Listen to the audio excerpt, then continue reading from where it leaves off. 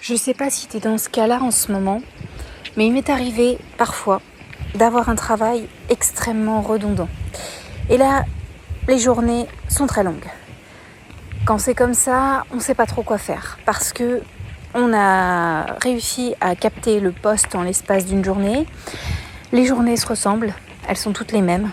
C'est hyper redondant, on fait toujours la même chose et clairement on s'ennuie, on tourne en rond. Je te parle de ça parce que ça m'est déjà arrivé plusieurs fois et j'ai essayé de trouver des solutions sur ce sujet-là. Comment, en toute discrétion, sans dégrader la qualité de mon travail et la quantité, je pouvais quand même passer une journée passionnante et intéressante et pouvoir rentrer chez moi en me disant que j'avais quand même fait quelque chose de ma journée. De prime abord, on m'a toujours dit de ne pas faire plusieurs choses en même temps. Que lorsqu'on était au travail, il fallait faire son travail et c'est tout. Le truc, c'est que lorsque le cerveau s'ennuie, je ne sais pas si ça t'a déjà fait ça, mais il va quand même s'alimenter. Il va me trouver des scénarios alambiqués, il va créer des histoires, il va réfléchir à plein de choses. En gros, il va partir dans tous les sens. Et ça, le soir, ça peut être encore plus fatigant que de faire autre chose que son travail. Alors, je me suis dit, bon, je vais faire un essai.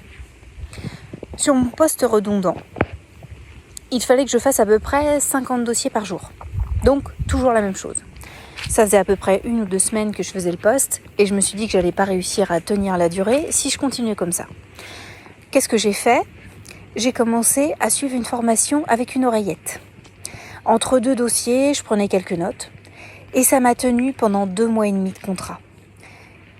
Il fallait juste que je fasse mon nombre de dossiers, que la qualité reste la même et que je reste discrète. Et là, tout a changé. Je n'allais plus juste faire tout le temps la même chose, mais j'allais apprendre de nouvelles choses passionnantes. Je me suis même inscrite à des livres en ligne, type Audible. J'ai pu lire un tas de livres grâce à ça. J'ai amené un peu de passion dans mon quotidien tout gris et terne. Et rien que de fonctionner comme ça, ça change sa façon de voir les choses. Car on ne subit plus. Le travail est fait, il est bien fait, peut-être même mieux fait, car je retournais plus le problème dans ma tête avant qu'après avoir emmagasiné autant de livres. J'avais enfin un but, un sens à ma journée. J'espère que ça a pu t'aider. Si c'est le cas, abonne-toi sur Audible, prends des bouquins, inscris-toi à des formations et vois si tu arrives à les suivre et si ta qualité de travail reste la même. Si c'est le cas, tu vas pouvoir avancer 2 fois plus vite que certaines personnes. Moi, c'est Carole, j'aide les salariés à avancer dans leur métier, à avancer dans leur quotidien, à faire d'eux une version boostée d'eux-mêmes pour être une meilleure version.